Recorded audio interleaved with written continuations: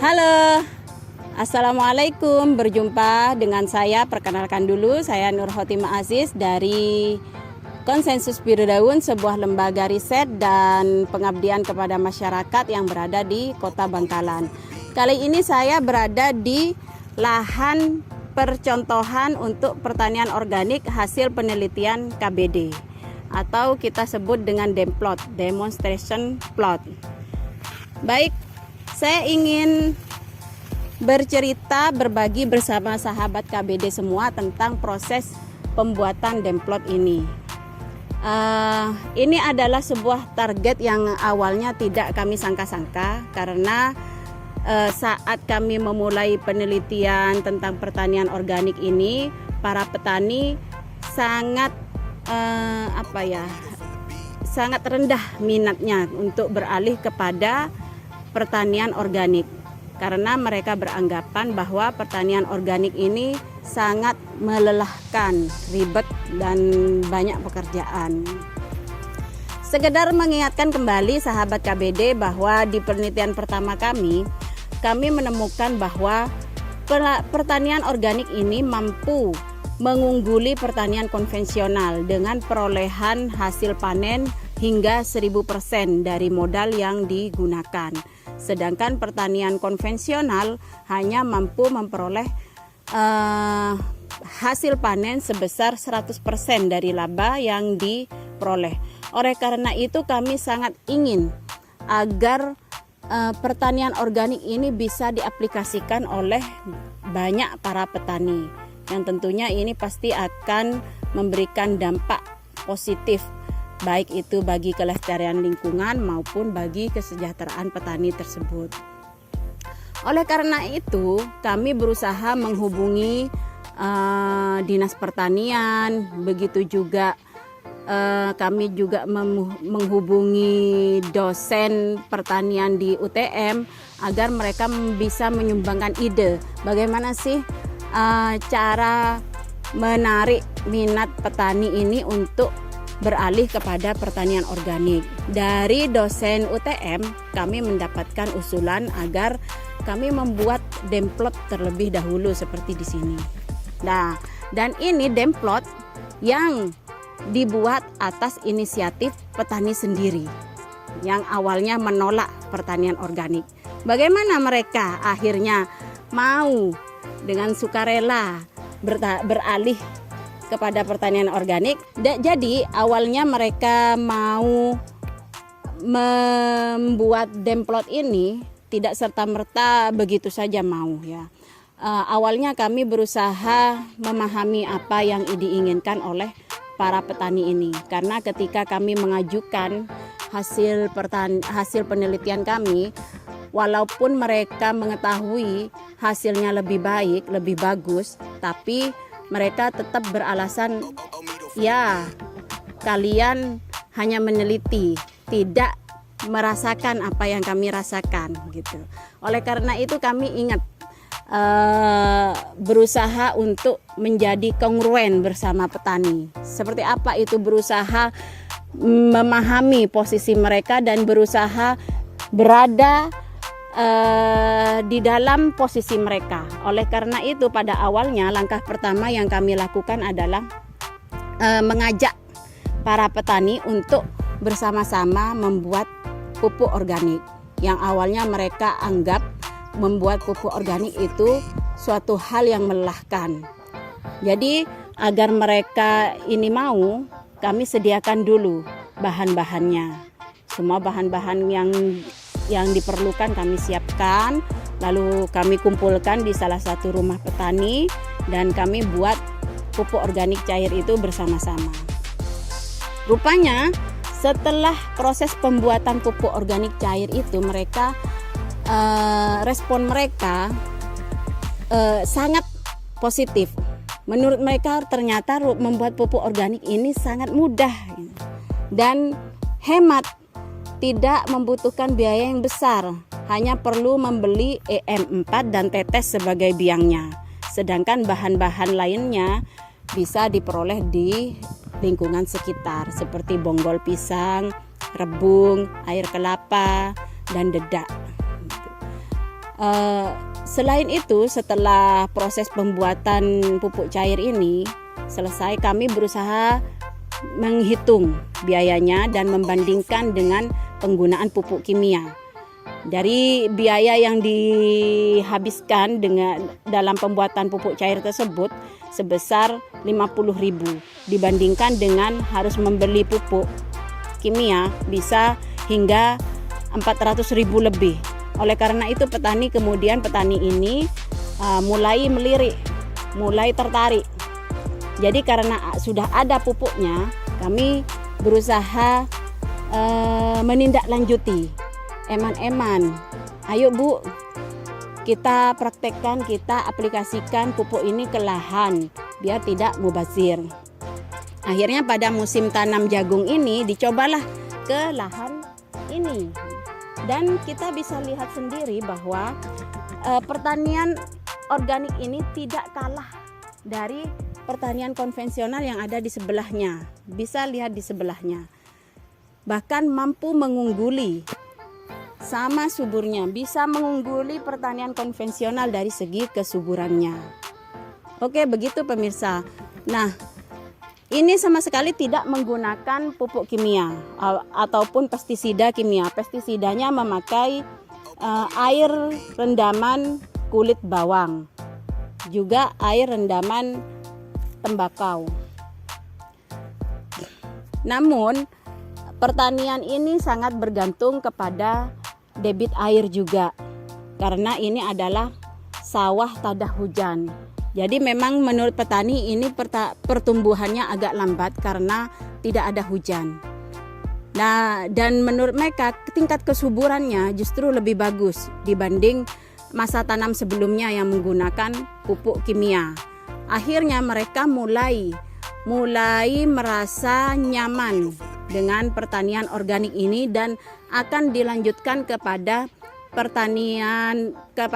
tanaman padinya nanti. Kita bisa lihat di sini sahabat KBD, daunnya juga lebar dan subur. Memang ada beberapa hama yang ini perlu tindak lanjut. Mungkin perlu penggunaan jenis pestisida dari tumbuhan lainnya untuk mengatasi hama yang membandel ini.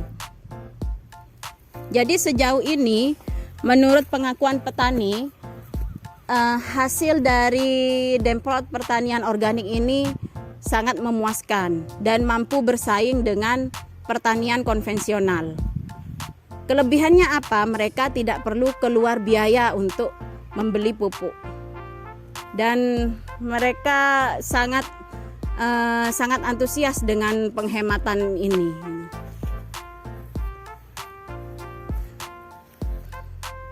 Mungkin itu saja sementara sahabat KBD.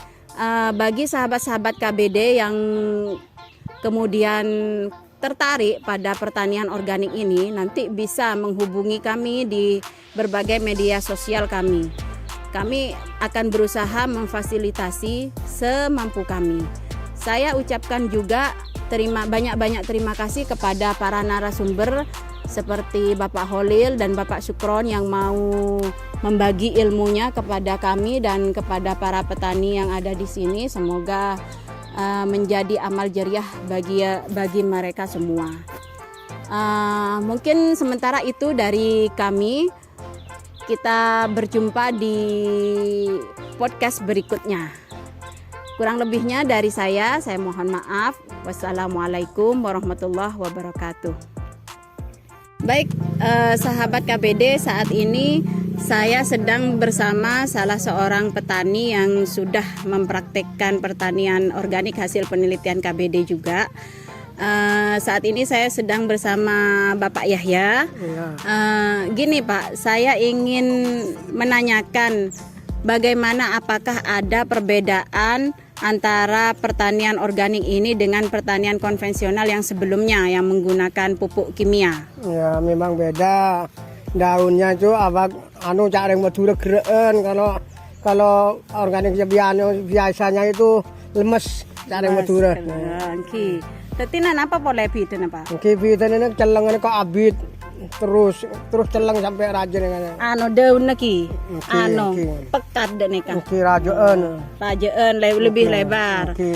Oh, jadi sahabat KBD, menurut Pak Yahya ini saat menggunakan pupuk organik daunnya ini lebih kuat, tidak Lebih lemes. kuat. Nah, kalau menggunakan pupuk kimia dia lebih lemes dan hijaunya lebih pekat dibanding menggunakan pupuk kimia.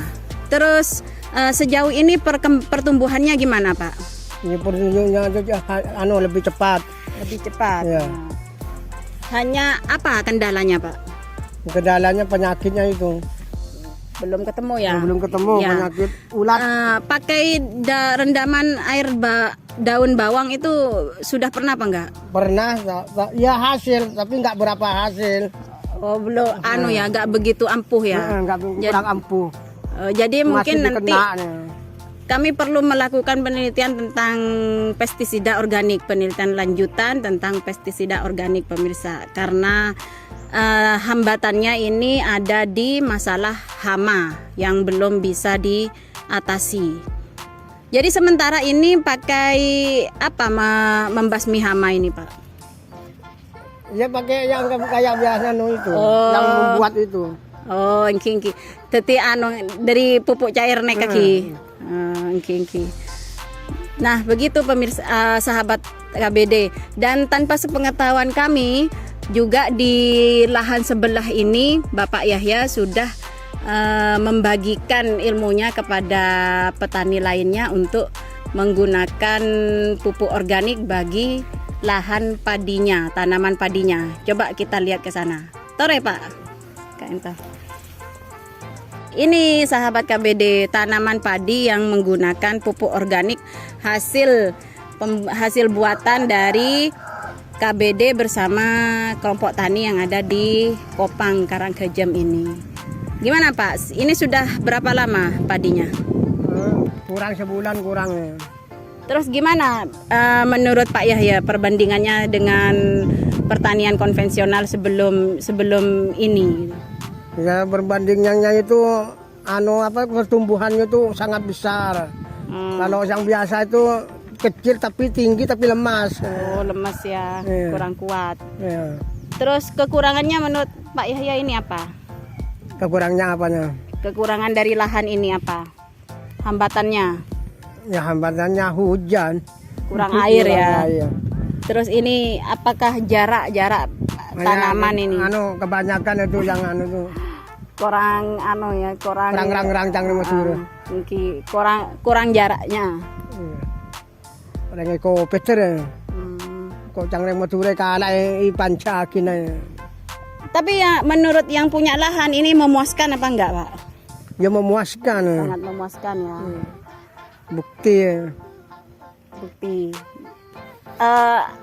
Pak, mungkin bisa beri kesan-kesan kepada sahabat KBD tentang pertanian organik yang baru dipraktekkan ini. Gimana menurut Pak Yahya? Ya maksudnya Pesan-pesan, kesan-kesannya terhadap pertanian organik. Apakah ini bagus atau tidak? Apa perlu dicontoh sama yang lain, petani lainnya? ya menurut saya itu bagus. Satu gampang, nggak ada air itu bisa ngemis. Kalau mie biasanya menunggu air, kalau ini nggak menunggu air, yang penting tanah itu basah. Bisa. Jadi justru lebih menguntungkan pertanian organik ya Pak? Iya.